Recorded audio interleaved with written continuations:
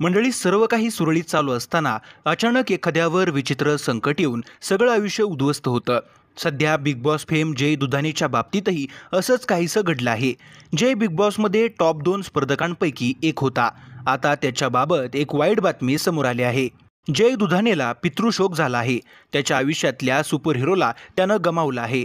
याबाबत जयनं सोशल मीडियावर एक पोस्ट शेअर केली आहे. त्यात त्यानं लिहिलंय, मी हे शेअर करेन असं कधीच वाटलं नव्हतं. 24 जूनच्या मध्यरात्री कार्डियाक अरेस्टमुळं मी माझा सुपरहिरो गमावला. तो फक्त आमच्या कुटुंबासाठीच नाही, तर त्याच्या ओळखीच्या प्रत्येकासाठी एक प्रकारचा रत्न होता.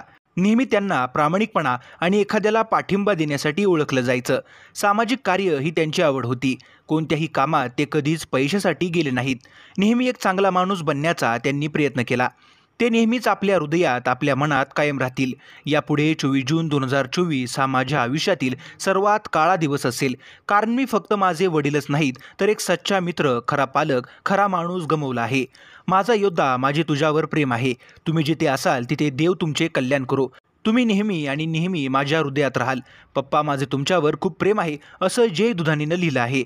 जय दुधाणेच्या कामाबद्दल बोलायचं झाल्यास तो सध्या येड लागलं प्रेमाचं या स्टार प्रवाहाच्या नव्या मालिकेत दिसत आहे.